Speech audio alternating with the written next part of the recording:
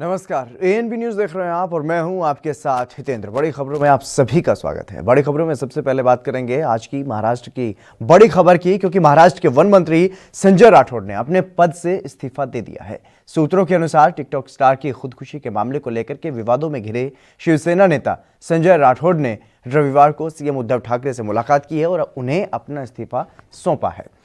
संजय राठौड़ ने सीएम उद्धव को अपना इस्तीफा स्वीकार करने का अनुरोध किया है। बता दें कि टिकटॉक स्टार पूजा चौहान के खुदकुशी के मामले को लेकर के विवादों में घिरे राठौड़ पर आज ही शिवसेना नेता संजय राउत ने भी एक ट्वीट किया था, जिसमें उन्होंने राजधर्म की याद दिलाते हुए छत्रपति शिवाजी महाराज की तस्वीर को शेयर किया था।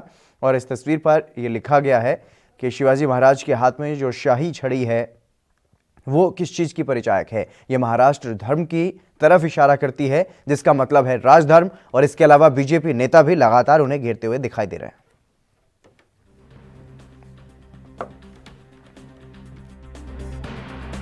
कडे आता दिलेला आहे। गेल्या अनेक दिवसात समाजाची जी तरुणी होती पूजा चव्हाण, तिचा जो दुर्दैवी मृत्यू झाला होता आणि त्यांच्या मृत्यूवरून विरोधी पक्षाने प्रसार माध्यम समाज माध्यमच्या माध्यमातून जे काही अतिशय घाणेरडं राजकारण या ठिकाणी करण्याचा प्रयत्न। मुरारी सिंह हमारे संवाददाता हमारे साथ जुड़ गए अधिक जानकारी के साथ। मुरारी, क्या कुछ पूरी जानकारी इस पूरे मसले को लेकर के? संजय राठौड़ ने जो इस्तीफा दिया वो क्या मंत्री पद से इस्तीफा दिया गया है या विधायक पद से भी इस्तीफा दे दिया उन्होंने?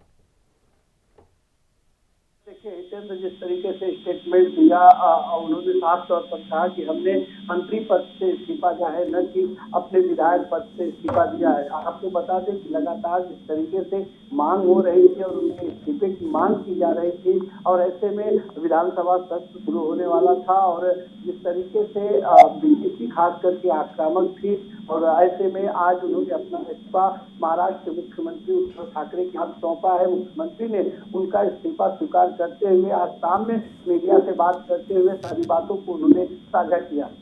मुरारी, जिस तरीके की खबरें सामने आ रही हैं उससे ऐसा लगता है कि न सिर्फ विपक्ष बल्कि जो शिवसेना के नेता हैं वो भी कहीं ना कहीं नाराज चल रहे थे संजय राठौड़ से, जो ये घटना हुई उसकी वजह से।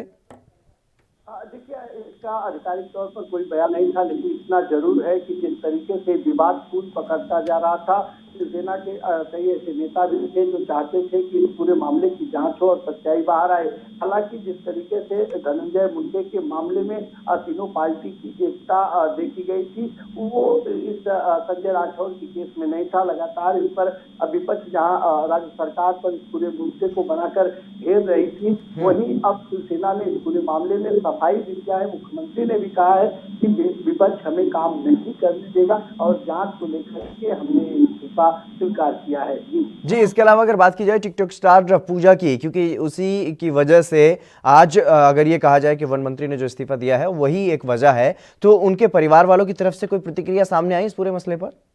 देखिए चंद, अभी तक परिवार की तरफ से कोई आधिकारिक बयान नहीं आया, लेकिन सोर्सेस का ये कहना है कि जिस तरीके से पूरे कॉल को किया जा रहा है, पूरे विवाद को उठाया जा रहा है, इससे में किया जाए हमारी बेटी का निधन हुआ है, हमें न्याय मिलना चाहिए। तो वहीं अगर संजय राठौड़ के परिवार की बात करें तो उन्हें भी है कि न्याय होना चाहिए, इस तरीके की बदनामी नहीं होनी चाहिए। हितेंद्र, आपको बताएं कि जब संजय राठौड़ इस्तीफा देकर बाहर निकले तो मीडिया से भी बात करते हुए उन्होंने कहा कि हमें जिस तरीके से बदनाम करने की साजिश रची गई थी, हमें जिस तरीके से हैरेसमेंट किया जा रहा था, हम इस पूरे मामले में अपना इस्तीफा दिए हैं। जांच होने दो, पूरी जांच हो, जो कुछ भी सच्चाई है वो सामने आए।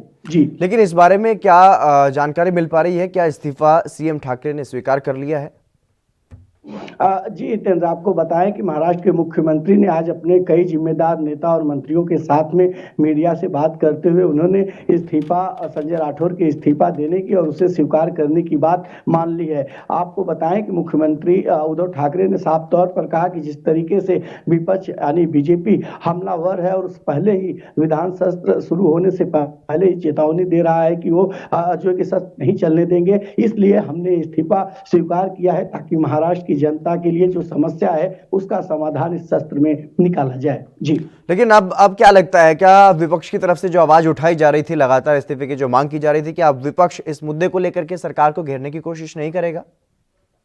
देखिए जब से बयान सामने आया है और मुख्यमंत्री का जब से प्रेस कॉन्फ्रेंस आया हो, चाहे बीजेपी प्रवक्ता अतुल भालतकर हो या फिर मुख्यमंत्री देवेंद्र फडणवीस और राम कदम हो, तमाम लोगों की प्रतिक्रिया आनी शुरू हो गई है कि सरकार ने इस्तीफा तो स्वीकार किया है, मंत्री का इस्तीफा लिया है, लेकिन क्या इस पूरे मामले में एफआईआर दर्ज होगी, जांच होगी, क्या कार्रवाई होगी? और सबसे बड़ी बात, पूजा चौहान टिकटॉक स्टार जो आत्महत्या मामला है, इसका पूरा राज खुल पाएगा, दोषियों को कार्रवाई हो पाएगी? इस तरीके की चीजों को लेकर बीजेपी आक्रामक है जी। लेकिन सही अगर वजह जानने की कोशिश की जाए तो संजय राठौड़ ने किन कारणों की वजह से, क्या पूजा चौहान ने जिस तरीके से आत्महत्या की, क्या वही महत्वपूर्ण वजह है जिस पर इस्तीफा दिया है, या विपक्ष के दबाव में, या फिर अपनी ही पार्टी में घिर रहे थे संजय राठौड़, इस दबाव में आकर के अब उन्होंने इस्तीफा दिया है? देखिए, जब इस मामले में संजय राठौड़ से सवाल किया गया तो उनका साफ तौर पर कहना था कि विपक्ष जिस तरीके से उन्हें बदनाम करने की साजिश रख रही है, मानसिक रूप से उन्हें प्रताड़ित कर रही है, लगातार उनकी पार्टी के भी छवि को खराब करने की कोशिश कर रही है, यही वजह है कि वो अपना इस्तीफा दे रहे हैं। हालांकि उन्होंने इस्तीफा अपने मंत्री पद से दिया है, विधायक पद से नहीं दिया है। और पार्टी की तरफ से, चाहे वो संजय राउत के, आपने बयान देखा होगा, मुख्यमंत्री ने भी जिस तरीके से कहा कि विपक्ष इस पूरे मामले को लेकर के हावी है। हालांकि हितेंद्र, इस उद्धव ठाकरे कुछ प्रेस कॉन्फ्रेंस में मीडिया द्वारा सवाल भी पूछा गया कि क्या जब इस तरीके के आरोप जो है दूसरे नेताओं के ऊपर लगे तो आपने उनके ऊपर कार्रवाई नहीं किया? मतलब उन्होंने सीधा निशाना धनंजय मुंडे पर किए गए थे, उनके खिलाफ मामला दर्ज था, फिर भी उनका इस्तीफा नहीं लिया गया। और संजय राठौड़ के खिलाफ अभी तक कोई एफआईआर नहीं दर्ज है, तो उनका इस्तीफा क्यों लिया गया? तो उनका पर भी उनका साफ कहना था कि जिस तरीके से विपक्ष दबाव बना रहा है, विधानसभा सत्र शुरू होने वाला है, विपक्ष एजेंडा बना करके महाराष्ट्र के विकास में रोड़ा डाल सकता है, और यही वजह ये इस्तीफा लिया गया है जी। तो एजेंडा तो धनंजय मुंडे का भी बनेगा जी। इसी मांग को लेकर के इस तरीके से मीडिया से सवाल भी पूछे गए मुख्यमंत्री से कि क्या इस पूरे मामले में जिस तरीके से आपने संजय राठौर का इस्तीफा लिया है, तो क्या धनंजय मुंडे का इस्तीफा नहीं लिया जा सकता था? क्योंकि उनके ऊपर शिकायत दर्ज थी, लिखित शिकायत दर्ज थी मुंबई से। पूरे महाराष्ट्र में उनके इस्तीफे की मांग भी हो रही थी, लेकिन उनके साथ जिस मजबूती से एनसीपी प्रमुख शरद पवार खड़े थे, जिस तरीके से उनके प्रवक्ता नवाब मलिक खड़े थे, उस तरीके की चीज शिवसेना पार्टी की तरफ से शायद देखने के लिए नहीं मिला, और उसके साथ ये दबाव लगातार बढ़ता गया और आखिरकार अपने पद से उन्हें इस्तीफा देना पड़ा जी। जी बिल्कुल, क्योंकि ये माना जा रहा है कि जो संजय राउत ने जो ट्वीट किया है, जिसमें छत्रपति शिवाजी की तस्वीर है और उसमें शाही छड़ी की जो बात की गई है, राजधर्म जो है वो याद दिलाने की बात कही गई है, तो क्या ये कहा जा सकता है कि विपक्ष का कम बल्कि अपनी ही पार्टी का ज्यादा दबाव था संजय राठौड़ पर? जी, ये कहना गलत नहीं होगा। अगर उस ट्वीट पर नजर डालें और उन शब्दों पर गहराई से विचार करें तो साफ तौर पर उन्होंने जो पोस्ट किया है उनकी पार्टी पर शोभा देता है, क्योंकि उन्होंने साफ तौर पर छड़ी का जिक्र किया है, राजशाही घराने की बात कही है। हालांकि इस पर शिवसेना के प्रवक्ता या शिवसेना के अन्य नेताओं का कोई बयान नहीं आया है। जी मुरारी, तमाम जानकारी देने के लिए बहुत शुक्रिया आपका। तो टिकटॉक स्टार जो पूजा जो इसका आत्महत्या का जो मामला सामने आया था, उसमें लगातार घिर रहे थे कैबिनेट मंत्री, और अब उन्होंने अपने पद से इस्तीफा दे दिया है। चलिए बढ़ेंगे अगली खबर की तरफ। कांग्रेस के वरिष्ठ नेता गुलाम नबी आजाद अलग अलग कारणों से इन दिनों सुर्खियों में बने हुए हैं। राज्यसभा में विदाई के दिन प्रधानमंत्री नरेंद्र मोदी ने उनकी तारीफ की थी, तो अब एक कार्यक्रम में उन्होंने प्रधानमंत्री नरेंद्र मोदी की तारीफ कर दी। आजाद ने गुर्जर समुदाय के एक कार्यक्रम में प्रधानमंत्री नरेंद्र मोदी की तारीफ करते हुए कहा है कि हमें अपनी असलियत नहीं छुपानी चाहिए। उन्होंने कहा कि लोगों को नरेंद्र मोदी से सीख लेनी चाहिए, जो प्रधानमंत्री बन गए लेकिन अपनी जड़ों को नहीं भूले। राज्यसभा में विपक्ष के नेता रहे गुलाम नबी आजाद ने यह कहा है कि नरेंद्र मोदी खुद को गर्व से कहते हैं कि मैं चाय वाला हूं। उन्होंने साथ ही ये भी कहा कि मेरे नरेंद्र मोदी के साथ राजनीतिक मतभेद हैं, लेकिन प्रधानमंत्री एक जमीनी व्यक्ति हैं।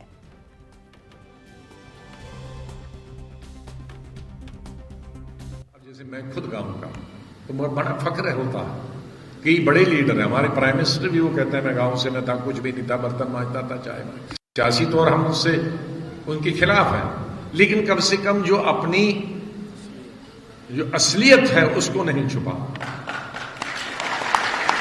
और जो वही आपने अपनी असलियत छुपाई तो आप एक मसनवी दुनिया में रहते हैं, एक आरजी दुनिया में रहते हैं। आदमी को फख्र होना चाहिए।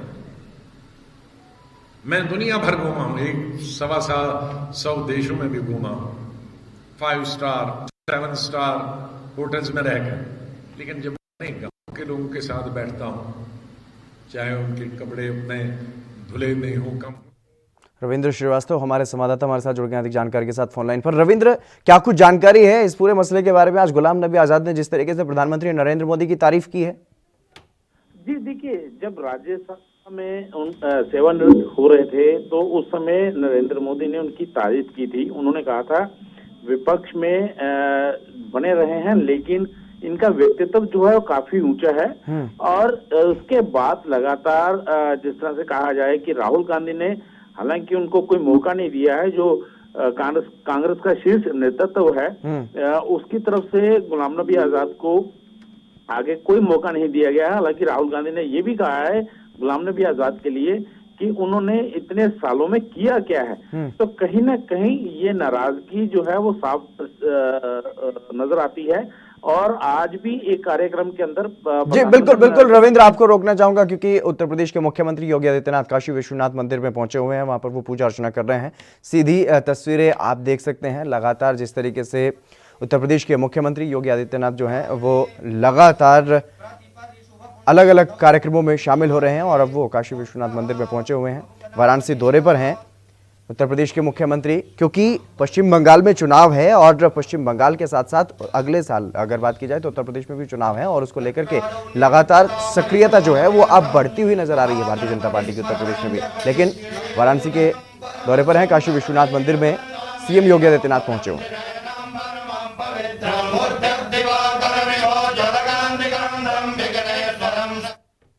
चलिए, हम चर्चा कर रहे थे जिस तरीके से गुलाम नबी आजाद ने प्रधानमंत्री नरेंद्र मोदी की तारीफ की है और हमारे संवाददाता हमारे साथ लगातार बने हुए हैं रविंद्र श्रीवास्तव। रविंद्र श्रीवास्तव, आप जो बात कर रहे थे वो पूरी कीजिए। चलिए, लगता है संपर्क टूट गया है, फिर से जुड़ने की कोशिश करेंगे। लेकिन अपने आप में एक व्यक्तित्व की बात होती है। जब व्यक्तित्व की बात होती है तो पार्टी की सीमाओं से बाहर जाकर के जो राजनेता हैं, जो शीर्ष के जो देश के अगर ये कहा जाए कि शीर्ष राजनेता हैं, प्रधानमंत्री नरेंद्र मोदी की बात हो या फिर राज्यसभा में विपक्ष के नेता रह चुके हैं गुलाम नबी आज़ाद, दोनों बड़े नेता हैं, आपस में आजकल एक दूसरे की तारीफ जो है वो करते हुए दिखाई दे रहे हैं। तो ऐसे में सियासी सवाल उठना जो है वो शुरू हो जाते हैं, क्योंकि इसी तरीके से कई बार ये देखा जाता है कि जब कोई बड़ा नेता किसी पार्टी में अगर नज़रअंदाज किया जा रहा हो, तो हाशिए पर हो, तो वो कहीं ना कहीं अपनी राजनीतिक संभावनाएं जो है वो तलाशने लगता है और दूसरी पार्टी में शामिल भी हो जाता है। लेकिन गुलाम नबी आज़ाद ये भी साफ तौर पर कहते हुए नजर आए कि राजनीतिक मतभेद जरूर हैं, लेकिन प्रधानमंत्री नरेंद्र मोदी अपनी जड़ों से जुड़े रहे हैं और जड़ों से जुड़े रहने की वजह से ही उन्होंने आज प्रधानमंत्री नरेंद्र मोदी की तारीफ की है कि वो कभी भी इस बात से गुरेज नहीं करते कि उन्होंने चाय बेची है, बर्तन साफ किए हैं, कप साफ किए हैं। तो इस तरीके से वो गुर्जर समुदाय के जो लोग, जो उम्मीदवार जो जीते हैं स्थानीय चुनावों में, निकाय चुनावों में जम्मू कश्मीर में, उनको वो संबोधित कर रहे थे। लेकिन गुर्जर समुदाय का ये कार्यक्रम था और उसमें इस तरीके से उन्होंने प्रधानमंत्री का उदाहरण दिया, जिसको लेकर के अब जो सियासी गलियारों में जो चर्चाएं हैं वो चल रही हैं कि प्रधानमंत्री नरेंद्र मोदी की तारीफ करना, इसके मायने आखिरकार क्या कुछ निकाले जाएं। हालांकि ये गुलाम नबी आज़ाद ही जानते हैं या फिर प्रधानमंत्री नरेंद्र मोदी जी ही जानते होंगे कि वो एक दूसरे की तारीफें जो हैं वो क्यों कर रहे हैं। हालांकि दोनों ने ही व्यक्तित्व की बात कही है कि एक दूसरे के व्यक्तित्व की उन्होंने तारीफ की है, ना कि एक दूसरे के कामों की और राजनीतिक रूप से उन्होंने एक दूसरे की तारीफ की है। क्योंकि प्रधानमंत्री नरेंद्र मोदी ने जिस दिन राज्यसभा में विदाई हो रही थी गुलाम नबी आज़ाद की, उस दिन उनके व्यक्तित्व की तारीफ की थी और ये कहा था कि देश के प्रगति के लिए गुलाम नबी आज़ाद ने हमेशा अपनी बात को ऊंचा उठाया है और विपक्ष में रहते हुए भी देश की प्रगति के लिए काम किया है। और इस तरीके से उन्होंने कई किस्से भी साझा किए थे आपसी बातचीत के। और अब प्रधानमंत्री नरेंद्र मोदी का उदाहरण देना किसी जनसभा में, किसी समुदाय की सभा में।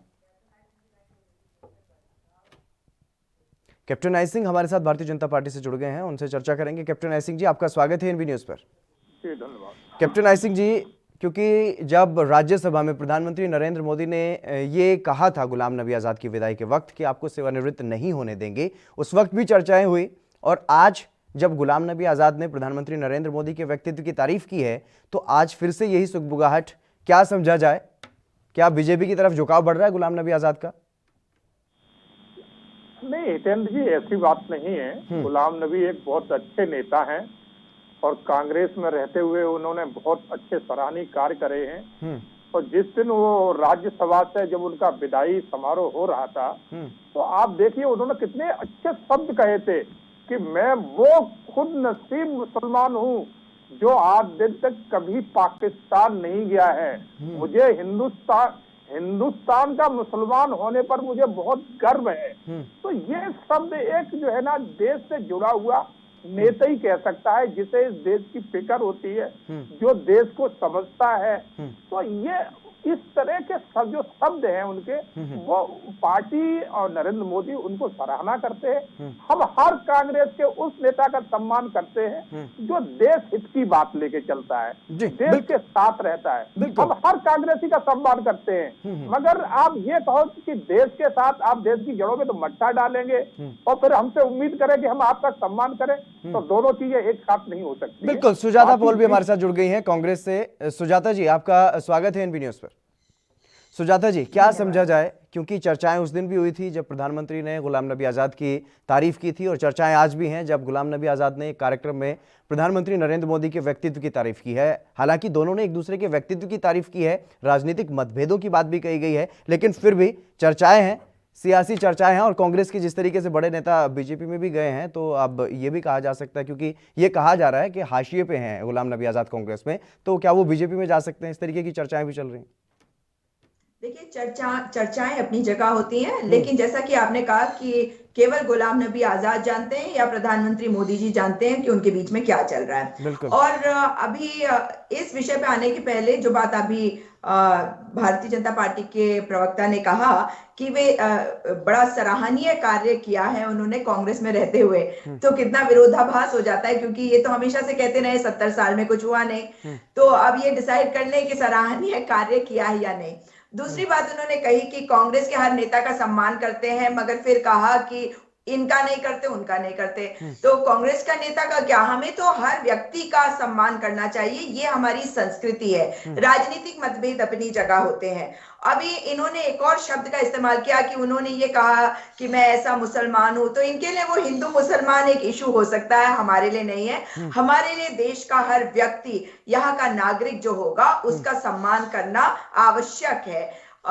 और अगर आप इस विषय की बात करें कि उन्होंने किस प्रकार से प्रधानमंत्री जी का के बारे में कहा, तो ये उनके व्यक्तित्व के लिए उन्होंने कहा, ऐसा मैं अभी मानती हूं। लेकिन आपने जो बात पूछी है उसका जवाब मैं यही दे सकती हूँ कि हाशिए में कोई नहीं पहुंचा होता। अगर हाशिए पे होते तो वो बोल नहीं पाते, क्योंकि हमारी पार्टी में लोकतंत्र है। आप कांग्रेस को अगर देखेंगे तो लोकतांत्रिक है ये पार्टी, तभी नेता जो हैं बोल पाते हैं, अपनी मन की बात कह पाते हैं, और एक सार्वजनिक मंच पर जाकर ये बातें कहते हैं, तो इसके कई मतलब निकाले जाते हैं निश्चित तौर पर। मगर ये दिखा रहा है कि एक तरफ एक पार्टी ऐसी है जिसमें फ्रीडम नहीं है, आपको स्वतंत्रता नहीं है अपनी बात को कह देने की, और आज एक पार्टी दिख रही है जिसपे दोषारोपण लगाया गया, परिवारवाद और न जाने क्या क्या। और किस पार्टी ने लगाया? जिसके एक बहुत ही महत्वपूर्ण और शीर्ष नेता अमित शाह जी के बेटे को जिस प्रकार से बीसीसीआई का सेक्रेटरी बना दिया गया। लेकिन आज अगर आपको कहीं पे तानाशाही दिख रही है, और तो वो कांग्रेस पार्टी में नहीं, भारतीय जनता पार्टी में दिख रही है। अगर लोकतंत्र कहीं दिख रहा है तो वो कांग्रेस पार्टी में। और जहां तक इनकी बात है, एक और बात मैं अवश्य कहना चाहूंगी कि एक समय तक आप योगदान करते हैं। कांग्रेस पार्टी जो है मार्गदर्शक मंडली में किसी को नहीं भेजती, सबका सम्मान करती है। लेकिन अगर किसी को लगता है कि आने वाली पीढ़ी को आगे ना लाया जाए, तो ये उनके सोच की बात है। उनको सोचना भी चाहिए कि इतने सीनियर लीडर्स हैं और उनको अब नेक्स्ट लाइन को तैयार करना चाहिए। और ये बात पूरी मीडिया कहती रही है, ये बात भारतीय जनता पार्टी के तमाम नेता कहते बिल्कुल। कैप्टन आई सिंह जी से जवाब ले लेते हैं जी, जवाब ले लेते हैं। कैप्टन आई सिंह जी, आपकी पार्टी में लोकतंत्र नहीं है, तानाशाही है, इसलिए आपकी पार्टी का कोई नेता, प्रधानमंत्री ने किया वो अलग बात है, लेकिन कोई और नेता उनकी तारीफ नहीं कर सकता। और आपकी पार्टी में लोकतंत्र नहीं है, तानाशाही है, इसीलिए कोई भी नेता जो है इस तरीके से सार्वजनिक मंच पर इस तरीके की बातें नहीं कर सकता। उनके यहाँ तो लोकतंत्र है, खुली छूट है, वो कुछ भी कह सकते हैं। जी, मैं आपसे कहना चाहूंगा, आपने देखा होगा कि हमारी पार्टी में लोकतंत्र आपको दिखाई किस तरह से देगा कि हमारे यहाँ हर कार्यकाल पे अध्यक्ष बदलता है। आपने एक अध्यक्ष को पर्टिकुलर नहीं देखा होगा कि उसी को, अगर किसी को बहुत ही हुआ है तो उसको रिपीट किया गया है, नहीं, हर कार्यकाल में हमारे अध्यक्ष बदलता है। हर एक पद पे हमारे यहाँ दोबारा उसका जो है ना नई नियुक्ति होती है और सबको समान अधिकार है। और परिवारवाद आप हाँ बताइए, आप कौन है? हमारे यहाँ आज दिन तक कोई अध्यक्ष का बेटा अध्यक्ष बताया हो तो आप बता दीजिए। और कांग्रेस की नेत्री बहुत अच्छा बोलती है, बहुत अच्छी वक्ता है, मैं इन्हें बहुत अच्छा प्रवक्ता भी मानता हूँ। अगर इनसे इतना ही ज्ञान अगर राहुल गांधी ले लें तो इनकी पार्टी में सुधार आ जाएगा। इनकी इतनी अच्छी बिल्कुल बिल्कुल सुजाता जी, ये भी सार्वजनिक मंच पर आपकी तारीफ ही कर रहे हैं। मतलब ये तो समझा जा सकता है इनके यहाँ भी लोकतंत्र है, अब तो मान सकती हैं आप, क्योंकि इन्होंने एक और भी उदाहरण दिया कि इनके यहाँ हर कार्यकाल में इनका अध्यक्ष भी बदल जाता है और आपकी तारीफ कर रहे हैं सार्वजनिक मंच पर। पहली बात तो अगर मैं इसको सकारात्मक तब मानती जब ये किसी और की बुराई नहीं करते। आप किसी को सकारात्मक रूप से अगर किसी के बारे में अच्छी बात कह रहे हैं तो दूसरे को गिराकर आप कभी उठ नहीं सकते। तो मैं यहाँ पे इस बात को अवश्य कहना चाहूंगी। और मेरे नेता राहुल गांधी है, मैं राहुल गांधी को अपना नेता मानती हूँ, इसीलिए अगर मैं चाहती हूँ कि वे मेरे अध्यक्ष बने, सुजाता जी, वो भी तो अपनी जगह ठीक है ना, वो भी अपनी जगह ठीक है, क्योंकि वो ये कह रहे हैं कि आपकी तारीफ कर रहे हैं। और आप भी तो, आपके लोग भी तो, कांग्रेस के लोग भी तो प्रधानमंत्री नरेंद्र मोदी की नीतियों की बुराई करते हैं, वो भी तो विरोध करते ही हैं। नीतियों की उनको हम गिराकर उठने की कोशिश कभी भी नहीं करते। हम किसी भी व्यक्ति को गिराकर उठने की कोशिश नहीं करते हैं। अब जहां तक इन्होंने बात करी अध्यक्ष बदले जाने की, तो ऐसे कितने अध्यक्ष हुए हैं कांग्रेस पार्टी में जो गांधी परिवार से नहीं है, नेहरू परिवार से नहीं है। तो ये बात जो है अगर आप डेटा पे जाए तो ये गलत सिद्ध हो जाएगा। और दूसरी तरफ अगर मैं इनकी बात करूं तो देखिए जेपी नड्डा जी बड़े सम्मानित नेता हैं और अगर वे मतलब इनके अध्यक्ष है तो हमने वो तस्वीरें देखी थी जहां पे जिस वक्त वे चल रहे थे प्रधानमंत्री जी और गृह मंत्री जी के साथ, तो किस प्रकार से गृह मंत्री जी ने उन्हें धक्का दिया था। तो वो उनको शोभा नहीं देता। और सबका सम्मान, मैंने शुरुआत में कहा कि सबका सम्मान करना चाहिए। मतभेद और मनभेद में बहुत अंतर होता है, उसे उस अंतर को हमें पहचानना भी चाहिए। अब देखिए कि जहां तक इनकी बात है, मैं एक और चीज जरूर ऐड करना चाहूंगी कि भारतीय जनता पार्टी से, और मैं ये बढ़ाई कर रही हूँ भारतीय जनता पार्टी की, कि उनके अंदर बड़ी सहनशीलता और बड़ी मेहनत से उन्होंने आज जो मकाम हासिल किया है वो किया है। ये भले ही है कि हम इस बात पर सवाल उठाते हैं और वे भी जानते हैं कि लोगों के अंदर किस प्रकार से भ्रम पैदा करके वे आए हैं यहाँ तक, लेकिन उनकी सहनशीलता और मेहनत की दाद देते हैं और उससे सीखना चाहिए। और हमें इन नेताओं को भी सीखना चाहिए था, जिस प्रकार से इन्होंने पेशेंस बहुत जल्दी लूज कर दी। इनको कांग्रेस पार्टी ने बहुत मकाम दिया और इन्होंने कांग्रेस पार्टी में बहुत योगदान भी किया, लेकिन आज इन्होंने जो इम्पेशेंस दिखाई है, मुझे लगता है कि जिस पार्टी के नेता की ये बढ़ाई कर रहे हैं, अगर ये अपने रूट्स याद रख लेते तो ये पार्टी के लिए बहुत सकारात्मक होता।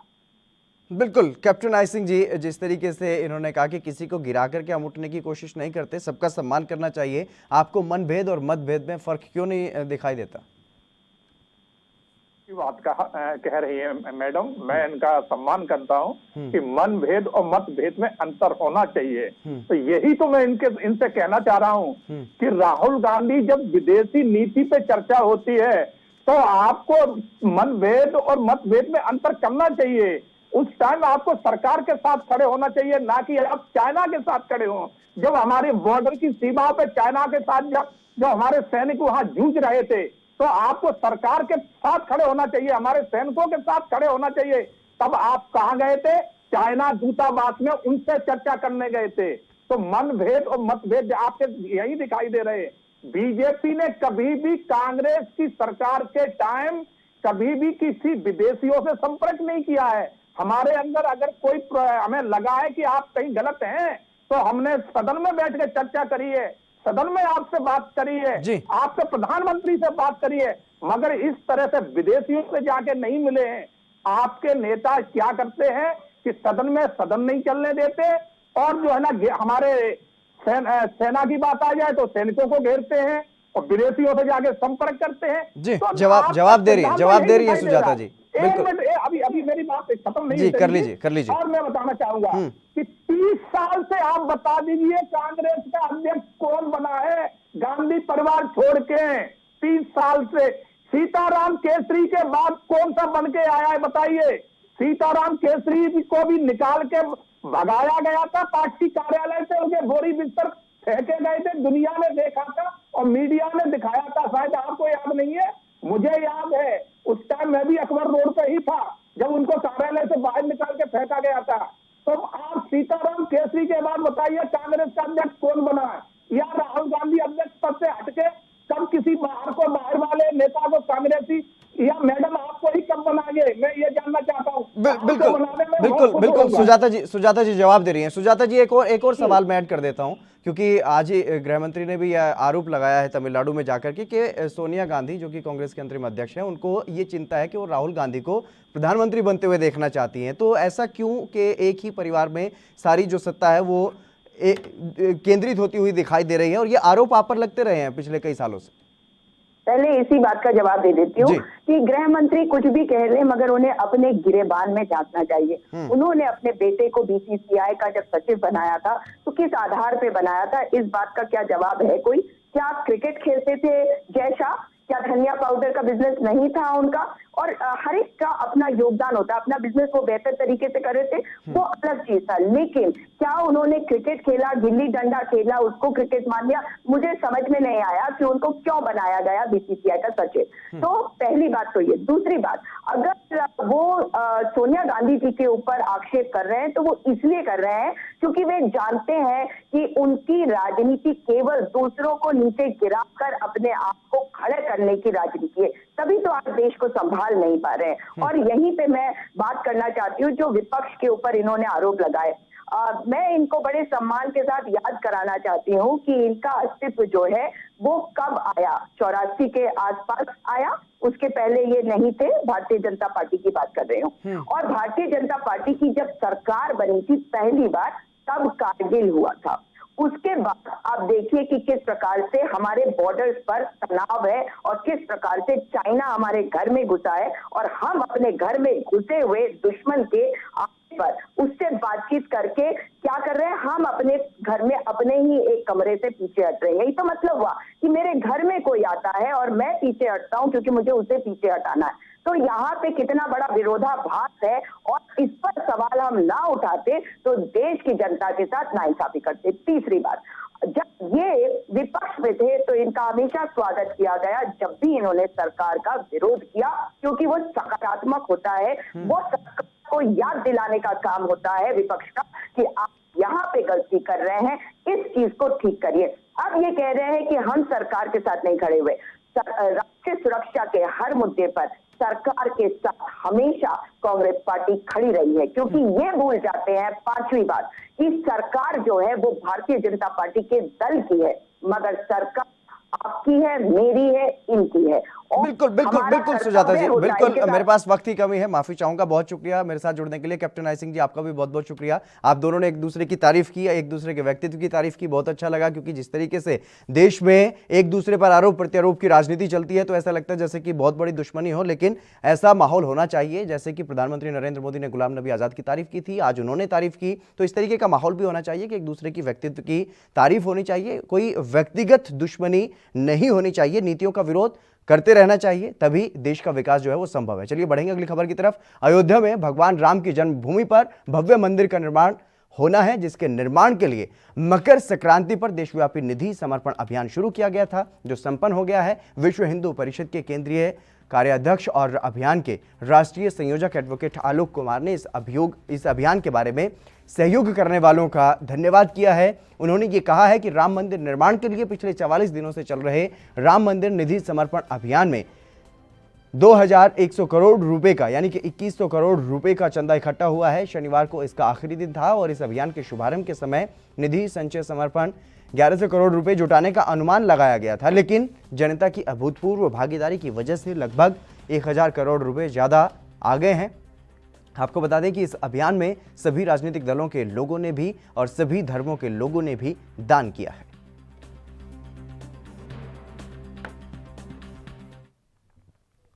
चलिए बड़ी खबरों में बस इतना ही। आप बने रहिए एएनबी न्यूज़ के साथ।